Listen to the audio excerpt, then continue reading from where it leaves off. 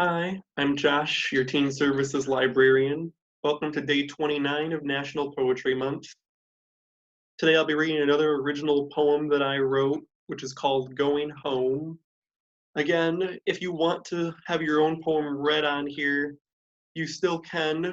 Tomorrow will be the last day that I'll be doing poetry, as it's the last day of National Poetry Month.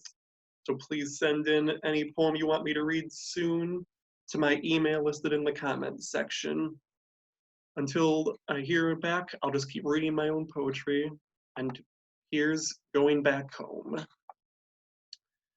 It's the sixth house on the left, the one with the cast iron lamppost secured to the lawn, the one with the brick path that leads to the wooden porch, baskets dangle from hooks secured on the overhang, confining flowers within, the one with the oversized wreath hanging on the front door, that the robins return to nest in each year, even though they put up with the inconvenience of the residents' overbearing presence. And when you open that door, you're assaulted by a brew of air fresheners. As you look for the source of the jangling bells that babble behind you, you discover them fastened around the neck of the doorknob. You set your bags on the floor and don't know where to go first, but that's okay. Mother will be your guide. The tour can begin now that you have arrived. She can't wait to show you all the improvements that were made in your absence. Everything is almost perfect, she says. She informs you that there are stairs to the right and a dining room to the left, as though you were unfamiliar with these rooms. You want to sit down at the long dining room table, to feel the cloth and remember family gatherings, but Mother stops you from contaminating her exhibit. She says the room is just for display. You can see everything just fine from here. She wants you to notice the chandelier hanging above the table and the silk curtains that adorn the windows, but your eyes focus in on the cracks in the floor, and you remember the time you leaned just a bit too far back and fell along with the chair. Before you can reminisce for long, you are beckoned to the kitchen. She's particularly fond of this room, she tells you.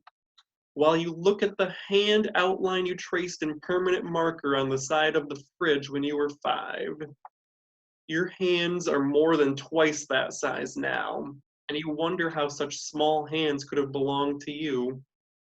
But then she grabs you and leads you away from the memory. She still despises that hand mark because it distracts from the fridge's aesthetic value. She urges you to move around the entire room to understand its full effect, but remarks something is still missing. She points to the kitchen table and runs her fingers through the centerpiece. It's plastic, she informs you. Plastic lasts and looks just as good as the genuine article. She wants you to notice how the plant is framed underneath the light fixture. This draws one's eye to its beauty, but you can only see the stains from her homemade spaghetti sauce, those little droplets that got away from your mouth. On the countertop, you see a new basket full of fruit and reach for one of the yellow apples. You better not, she says. Glass doesn't tend to digest very well. She apologizes for the misunderstanding, but assures you that its decorative value is of greater worth than the practical option.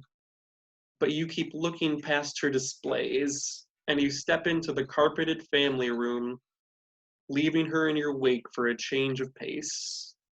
She tells you that the big screen TV mounted on the wall is in these days, but she isn't sure how long that style will last.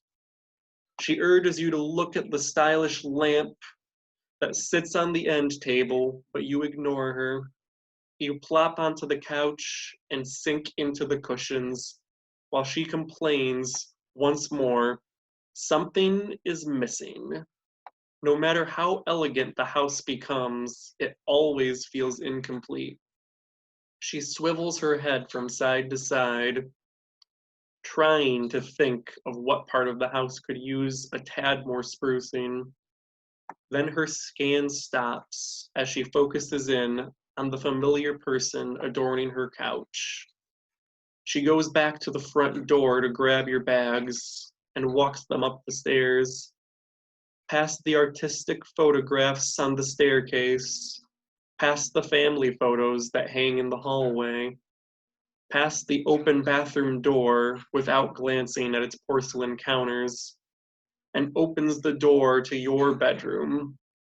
She sets down the bag, happy to have everything in its proper place, thinking, now this home is truly a masterpiece.